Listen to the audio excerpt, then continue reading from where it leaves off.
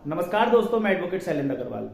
यदि आप किसी से पैसा उधार ले रहे हैं या किसी को पैसा उधार दे रहे हैं तो इस नियम को जरूर जान लें, वरना आपको नुकसान उठाना पड़ सकता है। साथ ही साथ आपके उस व्यक्ति से जिससे आप पैसा ले रहे हैं या दे रहे हैं उससे भी आपके संबंध खराब हो सकते हैं। देखने में अक्सर यह आता है कि पैसा लेते समय तो इंसान बहुत प्यार से पैसा मांग लेता है, लेकिन जब आप उससे पैसा मांगते हैं तो आपका पैसा भी मर जाता है, साथ ही साथ आपके संबंध भी खराब हो जाते हैं। इससे आपको डबल लॉस होता है। एक तो समाज में आपके जिस व्यक्ति से संबंध थे, आपका मित्र था या रिश्तेदार था, उससे आपके संबंध खराब हुए, साथ ही साथ आपका मेहनत का पैसा भी चला गया।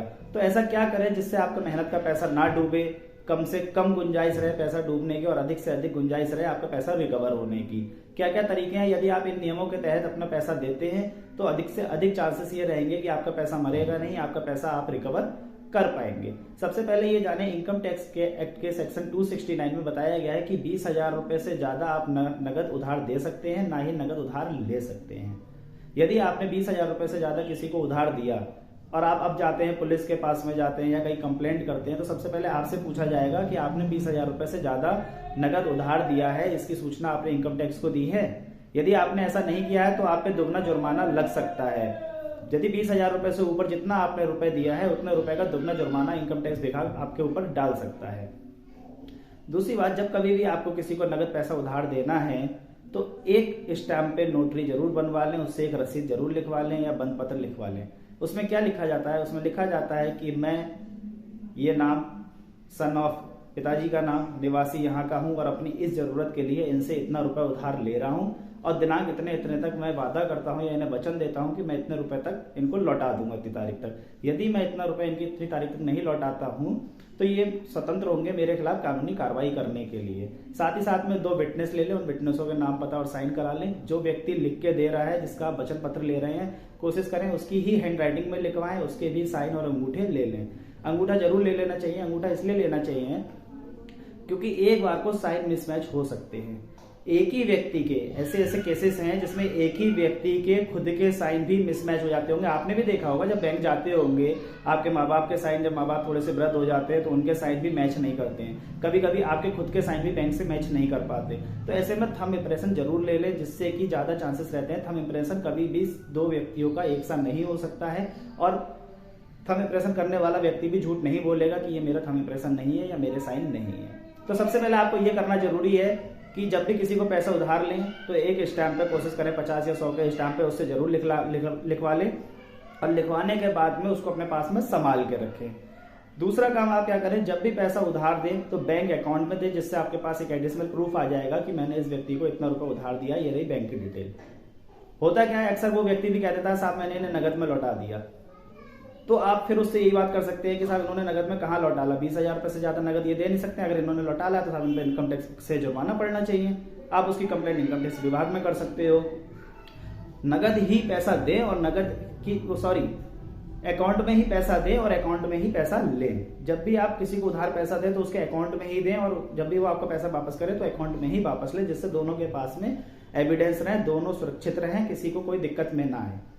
दूसरा काम आप क्या कर सकते हैं कि जिस व्यक्ति को पैसा उधार दे रहे हैं वो भले ही आपका मित्र हो या रिश्तेदार हो, देखिए उस समय की थोड़ी सी खटास चलेगी, लेकिन बाद में जो रिश्ते खराब होते हैं वो बहुत ज्यादा खराब हो जाते हैं। भले ही उसे बुरा लग रहा हो, आप उससे लिखवा लें या एक चेक जरूर ले लें।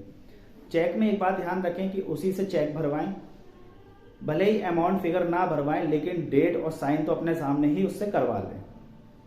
साइन उससे करवाना जरूरी है। अक्सर लोग क्या करते हैं कि चेक आपको घर से लाके दे दिया, साइन किसी से फर्जी अपने बनवा दिए, बाद में सिग्नेचर मिसमैच के कारण चेक बाउंस हो जाता है।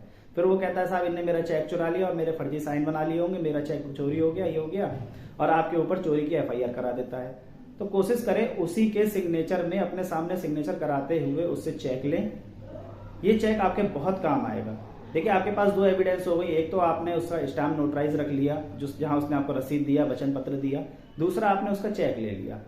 यदि चेक ले लेते हैं और जब वो आपका पैसा नहीं देता है, उस पर पैसा ड्यू हो जाता है, तो आप उस चेक को अपने बैंक अकाउंट में लगा के बाउंस करा सकते हैं। चेक बाउंस कराने के बाद में आपको 15 दिन का उसे समय देना होता है, एक नोटिस देना होता है कि आपने मुझसे इतना रुपया उधार लिया था और आपने चेक संख्या ये फला बैंक का दिया था और उसके बाद में ये चेक बैंक से बाउंस हो गया है, आपने जानबूझ के हमें गलत चेक दिया है। आपको नोटिस दिया जाता है, 15 दिन का समय दिया जाता है कि आप हमें चेक के पैसे दे दें, अन्यथा हम आपके खिलाफ लीगल एक्शन लेंगे, आपके खिलाफ कार्रवाई करेंगे। यदि वो व्यक्ति आपके 15 दिन का नोटिस मिलने के बाद पैसे नहीं देता है तो आप 1 महीने के भीतर 138 NI एक्ट का केस कोर्ट में कर सकते हैं। देखिए एक बात बहुत जरूरी है, अक्सर लोग क्या करते हैं, चेक बाउंस करा लेते हैं और सामने वाला व्यक्ति उनको टहलाता रहता है कि भाई 10 दिन रुक जाओ, 20 दिन रुक जाओ, 1 महीना रुक जाओ, मैं इस चेक का पैसा तुम्हें 1 महीने बाद दे दूंगा, और लोग रुक जाते हैं। चेक की वैलिडिटी ही 3 महीने होती है, यदि वो 3 महीने निकल गए तो आपका वो चेक भी बेकार हो जाएगा। तो ऐसे किसी की बातों में नहीं आना है। चेक हमेशा आपको 15 दिन लगा के 15 दिन का उसको समय देना है और 1 महीने के अंदर केस कर देना है। एक ऑप्शन आपके पास में और है, यदि किसी वजह से आपने प्रीमेच्योर केस फाइल करने जा रहे हैं, आपने उसे 15 दिन के समय की जगह 10 दिन का समय दे दिया है, या किसी वजह से आप चेक को समय से नहीं लगा पाए या कोई दिक्कत हो गई है, तो आप चेक को पुनः बाउंस करा सकते हैं। 2 बार भी चेक बाउंस हो सकता है। चेक बाउंस होने के बाद पुनः उसे नोटिस भेज सकते हैं। कई बार दिक्कतें आती है कि पहला वाला नोटिस उसको तामील नहीं हुआ, उसको पहुंचा नहीं, आपको ट्रैकिंग नहीं कर पा रहे हैं कि आपका पहला वाला नोटिस कहाँ गया। तो ऐसी सिचुएशन में आप चेक को दोबारा बाउंस करा लें। दोबारा बाउंस कराने के बाद उसे फिर भेज दें। यदि वो घर पे नहीं मिलता है, लेने से मना कर देता है, डोर लॉक रहता है, तो ये सारी प्रिजम्पशन मानी जाएगी कि उसने नोटिस लेने से जानबूझ के मना कर दिया है। उसके बाद में आप 138 का केस कर सकते हैं। वहां भी उसको 2 साल तक की सजा व डबल जुर्माना भरना पड़ सकता है। तो जब भी आप किसी को पैसा उधार दें तो आप बैंक अकाउंट में ही दें। 20,000 से ज्यादा नगद तो कभी ना दें, और एक बचत पत्र जरूर लिखवा लें, साथ ही साथ एक चेक ले लें। एक बात याद रखें कि कभी भी ब्याज पर पैसा उधार ना दें। हाँ, अगर आप किसी को निजी तौर पे बताइए उसके व्यवसायिक काम करने के लिए दे रहे हैं तो आप नॉमिनल चार्जेस पे, नॉमिनल ब्याज पे पैसा दे सकते हो।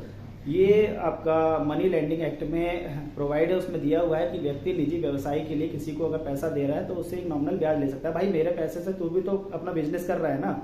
जब कोई व्यक्ति आपके पैसे से अपना बिजनेस ग्रो कर रहा है और कमा रहा है तो उससे थोड़ा सा परसेंटेज लेने के आप भी हकदार है, उसमें कोई दिक्कत नहीं है। ये मनी लेंडिंग एक्ट में लिखा हुआ है। लेकिन आप इस काम को, पैसा उधारी देने के काम को व्यवसाय के तौर पे नहीं कर सकते हैं। यदि आप पैसा देने के काम को व्यवसाय के तौर पे करते हैं तो अलग अलग स्टेट में साहूकारी अधिनियम बना हुआ है।